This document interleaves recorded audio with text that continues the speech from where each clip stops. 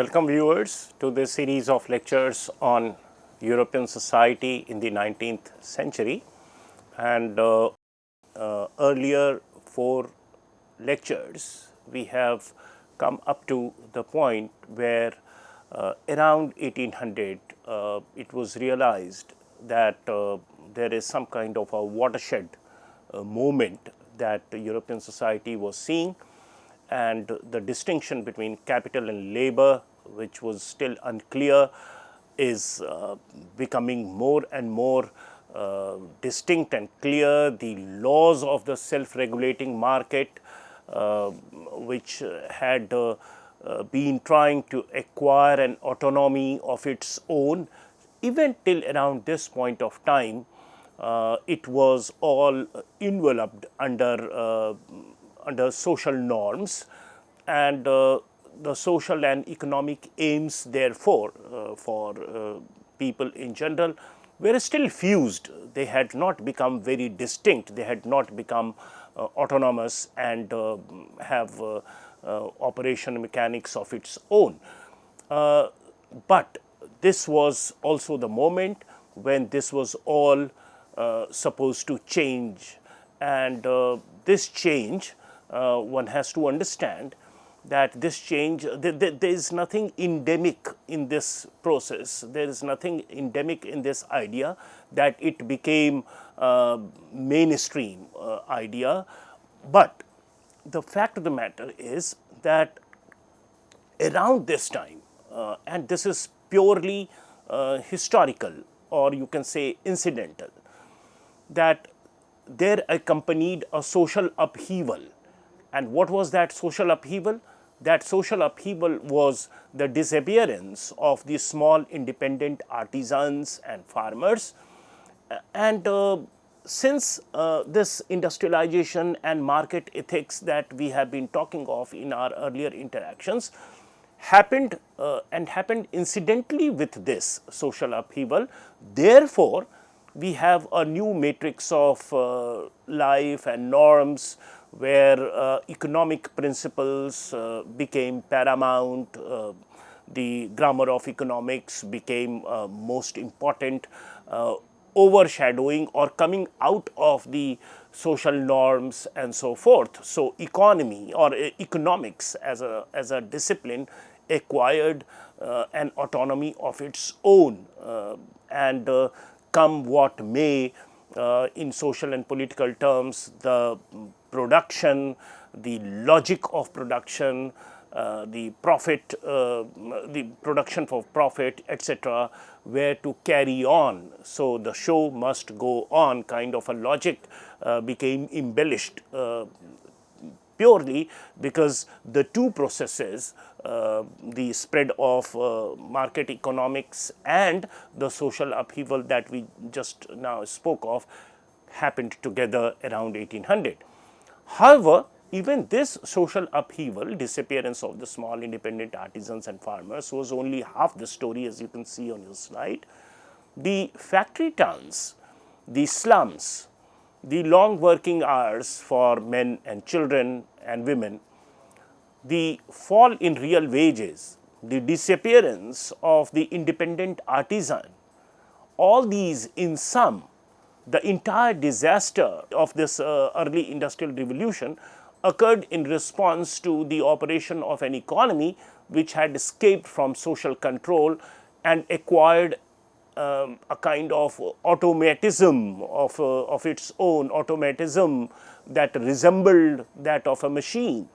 So, this is a simile that one can draw in terms of what is happening to the society, and as we just said, that this disaster, this social upheaval was to happen alongside the ongoing penetration of industrial way of life and industrialization. So, this change happening in response to the early industrial revolution happened alongside an economy which had escaped from social control, and it was no more governed as part of society as a whole it had become independent of social norms. So, this economy or economic logic that we are talking of had become almost automated, or what in today's lingo one can say it was in autopilot mode now. So, there is no grip or control that social norms could exercise on that, and it had become mechanized, resembling that of a machine. So, alongside industrialization that it is happening, this imagery of machine comes very handy to understand this. Now, this was a price which was paid for a new kind of rationality, which did not trouble itself over moral or social considerations. The laws of economics must be allowed to take their course, as it was said. So, this is precisely the point that we have been making, that economic exchanges, transactions, production, etc., which otherwise were happening on the rational principles, all right. Nevertheless, till around this point of time in Europe, till around 1800 or the first quarter of the 19th century, they were still within within the social umbrella. So, economy functioned as part of society. It was a social process in ultimate analysis. But from here on, this unbridled pushing forward of rational principles and so forth, on which laissez-faire and other policies were operationalized, and it was elevated, the logic was elevated to a different level altogether, as we will see in later part of the discussion, that it started impacting the European notion about poverty, about paupers, about who are poors and what needs to be done about them as well. So, this logic or this rationality had now come out of the norms of society, and it had acquired an autonomy of its own and was least troubled by moral and social considerations. So, that did not impact it, because it could justify purely on the basis of rationality. And so, this is the price that this kind of spread of rationality had to take from people in general, from society in general. And therefore, what we otherwise understand as economic logic and so forth, which is all about livelihood and which is all about well-being, which is all about our own happiness, contentment, consumption and so forth, now had become autonomous. It was no more only consumption-led kind of a thing, but profit logic. And even if there is nothing in the vicinity, the process of production must go on. And that is what we mean when we say the laws of economics must be allowed to take their course. The laws of economics, which otherwise had emerged within the social realms, they had now acquired almost the character of the laws of natural sciences. So, it had become almost inviolable of that kind. After the 1830s, in England, as we find, when the Whigs had made laissez-faire the official creed of society, poverty, as we just now said, poverty was to be relieved by public assistance. And this is the spin-off of this degree of rationality with which the market was now functioning, had to pay, or had to suffer. So, laissez-faire, as we all know, it's about free trade. Free trade would entail that let's not worry about what is happening where in terms of prices and demand. Just allow the market forces and market apparatus to take its place. Don't interfere into it, and by or on its own, it will take care of demand supply mismatch and will level it out. and whatever poverty or unemployment is consequent of this transformation, this change, will eventually be taken care of by the market forces itself, by the market logic itself. So, people were in a sense asked to repose that bit of faith on the logic of economics, on the logic of laissez-faire, that temporary unemployment and temporary poverty, or some people getting out of job, or hunger and so forth, were not to be, people were asked not to trouble themselves on these moral or social considerations, because eventually the market principles will take care of them. It will create, if the production is allowed to happen as per its own law, then eventually that much of jobs will also be created, that those who are unemployed will be absorbed. And so, we need not worry about it and just repose faith in the new logic of market or laissez-faire. So, what we find is that the remedy, so to say, lay in expanding production as far as possible. Why? Because this expanding production will eventually absorb the new urban proletariat and provide it with a steady income from regular wages.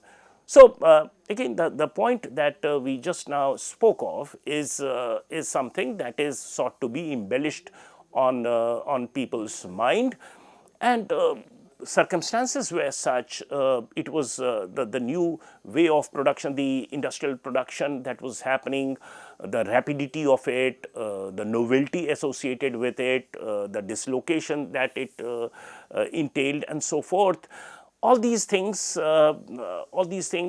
created some kind of a, I would say, simultaneously, I mean, there were pains, but there also were gains, and people were supposed to trust on the ability of this industrial production to take care of the temporary problems, and in the long term, the urban proletariat, who for the moment may be unemployed, will be taken care of, because increased production would ensure increase in jobs, and that eventually would ensure steady income from regular wages and so forth. So, it is this kind of a logic, and logic which was expected to take care of problems, rather than some social considerations or moral considerations or religious considerations, whatever way in past people conceived of misfortune or poverty, or who is a poor and whose responsibility it should be. For example, earlier it were the parish houses.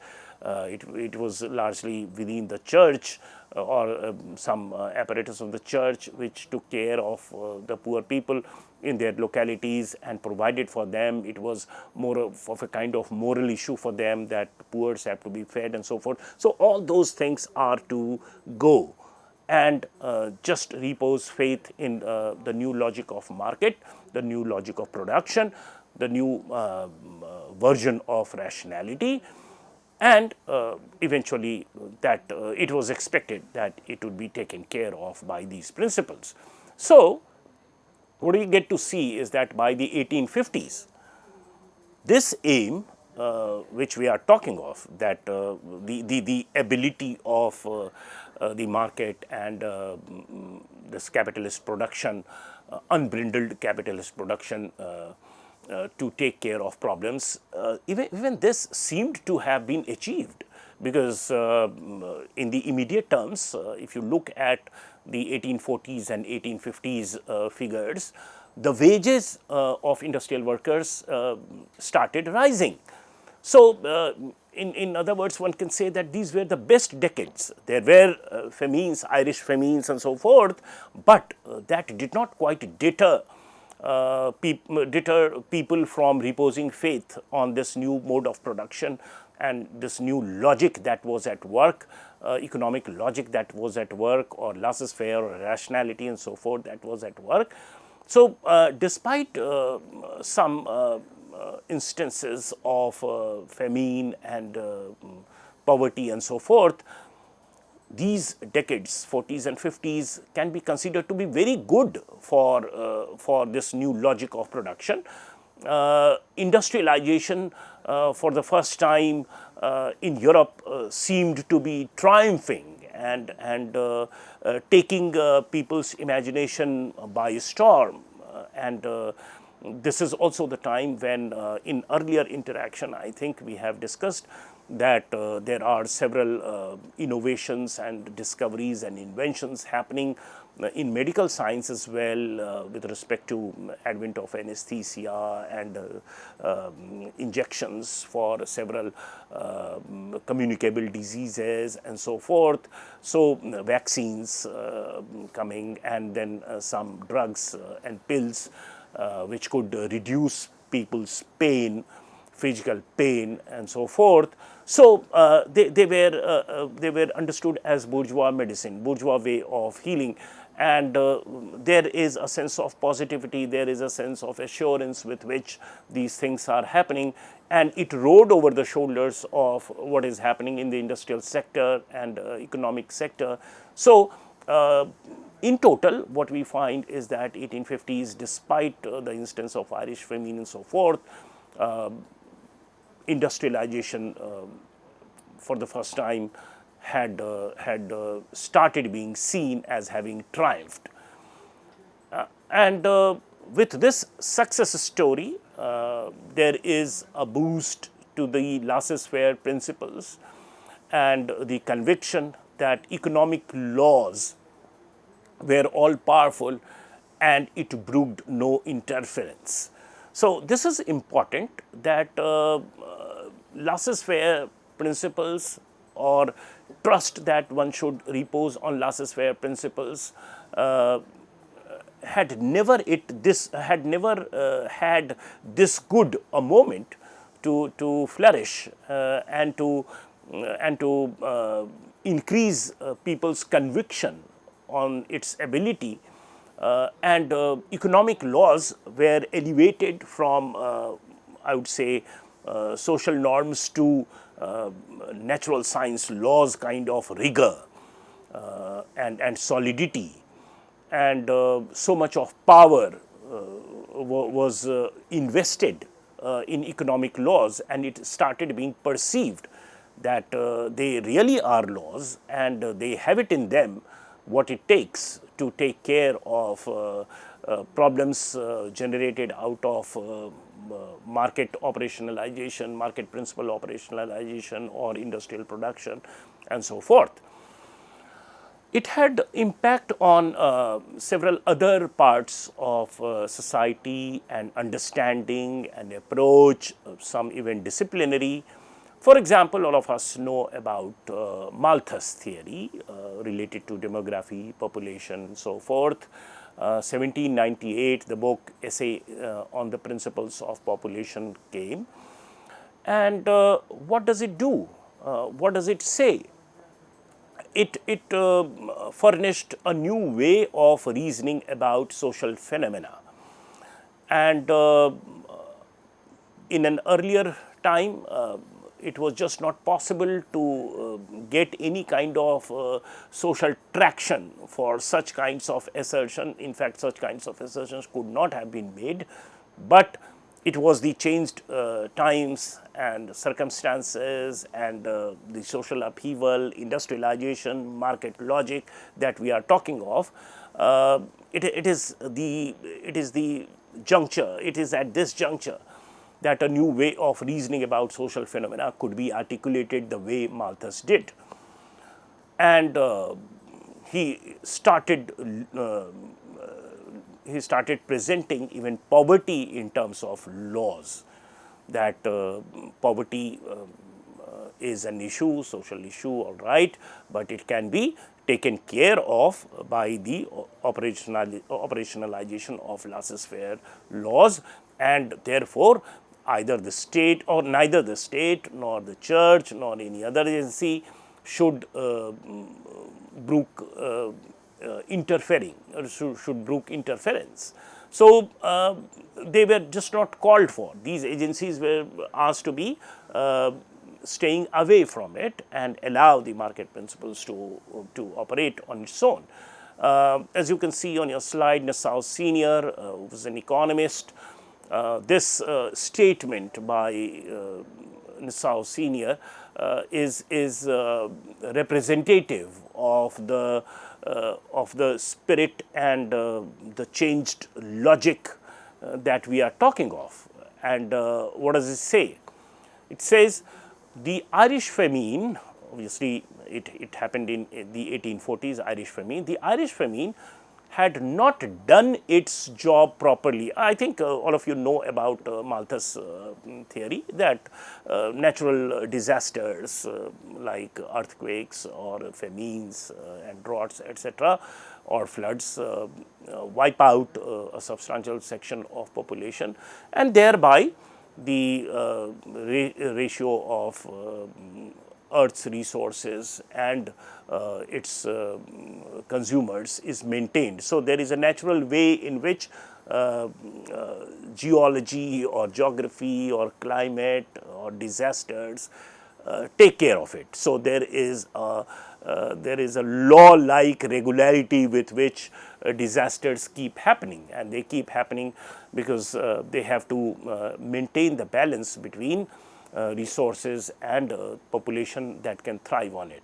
So, this kind of mechanized logic, which obviously is within human domains, which is a social issue, and yet with this degree of indifference and insensitivity, such assertions could be articulated, and that itself tells you about the story. So, Nassau Senior is saying that the Irish famine of 1840s had perhaps not done its job properly. And why? Because it had killed only 1 million people, and that, he said, was not enough to put the country on its feet. So, he is saying that look, it has to be taken care of by natural law, and that is what Malthus has argued, and this Irish famine kills only 1 million people. Actually, it should have killed more, so that the balance between production and consumption is maintained, and the balance between population and Earth's resources, they are maintained. Therefore, by the 1830s, what we get to see is the prevalence of a new kind of society in operation, and this is something that had never existed before in history. And this kind of society that was in operation was premised on principles of several things.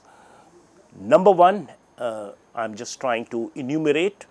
Number one, that laws of the market, being analogous to physical laws that are immune from consequences and therefore objectively valid. So, again you find that the laws of the market, the laws of the laissez-faire economy is sought to be embellished at a very high pedestal, almost as analogous to physical laws, the way it operates in, say, physics or chemistry and so forth, in natural sciences.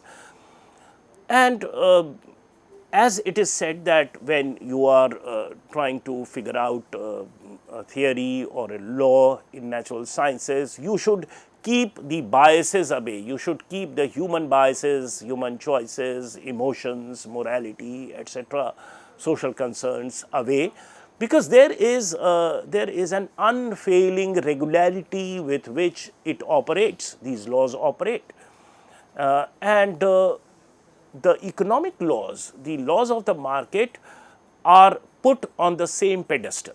So, it is considered to be analogous. So, this changed grammar of European society in 19th century was premised on this logic that laws of the market are analogous to physical laws and therefore are immune from consequences, and that they are objectively valid.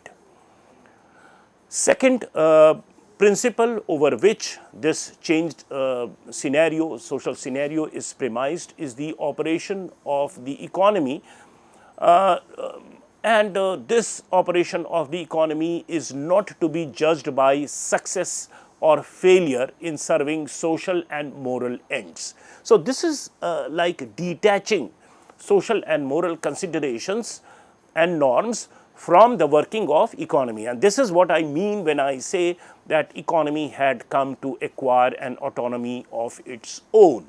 So, whatever way the market is operating, it is not to be judged by immediate failure or success in serving social and moral ends, because social and moral ends are different considerations. These are like natural laws. So, whether you are happy or sad, sun will rise and sun will set. It is that unfailing regularity with which these economic laws are to be understood.